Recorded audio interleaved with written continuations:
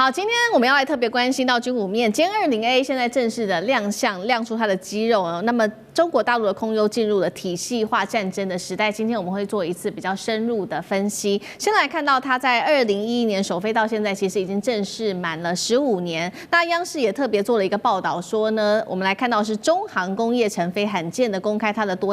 多架的黃皮的殲20A 的試飛影片，也首度揭露了我們看到 CG 上面包括涵蓋有人無人、內場外場科研驗收在內，一共是5地實行的體系化試飛的一個組訓。比較明顯可以看出它的不一樣是它的座艙後方有一個超音速鼓包的結構，據傳可以讓這個戰機攜帶更多的燃油跟電子設備。那麼軍事媒體也特別做了分析，說殲20這一次的核心升級主要來自於它的航空電子跟指揮控制的能力，新增了機上的算力中心，就可以具備指揮第5代、第6代這個協同作戰的無人機的能力。委員怎麼看？首先我們看看它所謂的5地實行是什麼意思？就是在5個不同的地點。然後這個5個是在5個不同的地理環境，可能是冷一點，可能是熱了一點等等5個地點。那實行啦，就是剛才你講的，有人無人內場外場科研驗收等等等等有10個型的一個體系化的這種試飛。不過這個不是從殲20A 開始了，它事實上從殲20就開始，殲20是基本款，總共做了40架，殲20A。預計要生產400架，所以表示殲20A 才是主力。那現在又有殲20S，就雙軸型的，那要生產幾架，目前還不知道可能明年度預算才會出來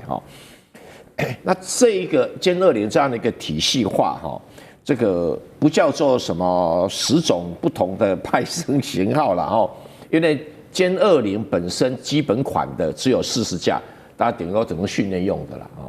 因為不需要派上戰場嘛。可是殲20A 一定是主力一定是主力那殲20A 有沒有要改裝成什麼電子作戰飛機產生什麼殲20D現在言之過早言之過早。現在最主要的是要殲20A 要正式裝備在解放軍的空軍，還有殲20S。因為也剛剛出來沒多久所以殲20S 也還沒裝配到解放軍的空。殲20S 是雙軸型的，殲20A 是單軸型的。殲20S 這種雙軸型的，後面那個武器官在幹什麼？就指揮僚機而且這僚機是什麼？就是美國空軍所講的 CCA 就是一種協同作戰的一種無人機。那 CCA 就是我們平常講的無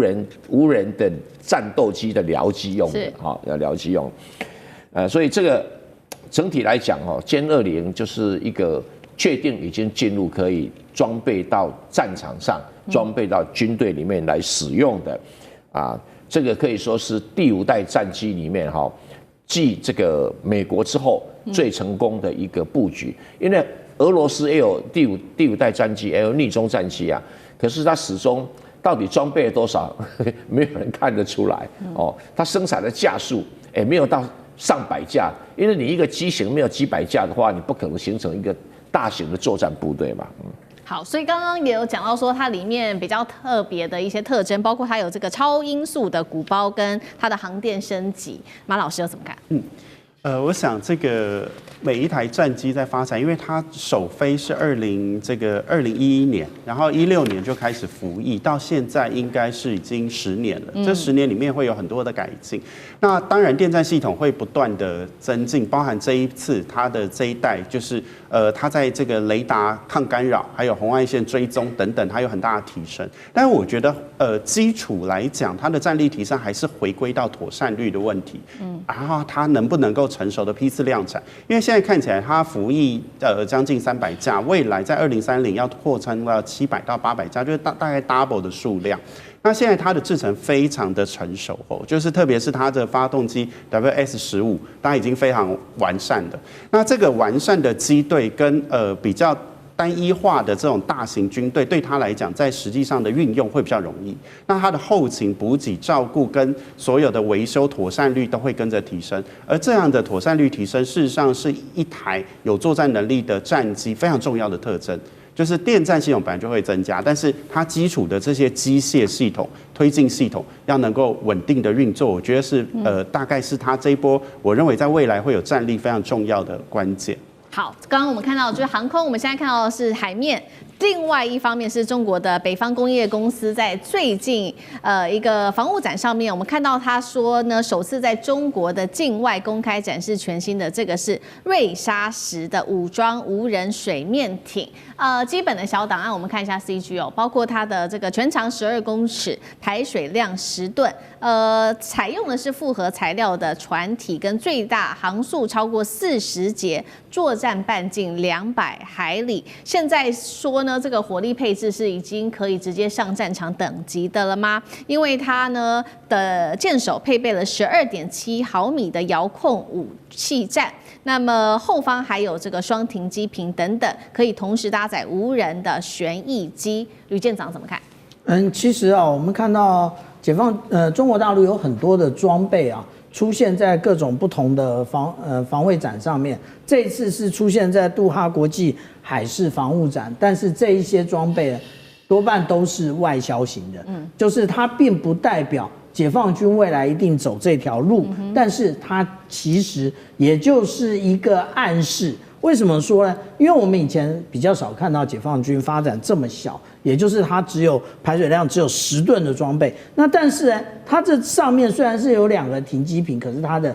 無人機並不在上面。無人機應該是它這2個是可以打開的。那打開之後，它的無人機從裡面飛出來，然後等到要降落的時候，它再降落。為什麼？因為它的吃水非常淺，也就是它的浪很容易打上來。如果說它的無人機停在這邊的話，一下就被打到海裡頭去了，所以它是隱藏式的。那至於說它有垂直發射的系統啊，大家千萬不要想說這個是紅旗系列，不是，它是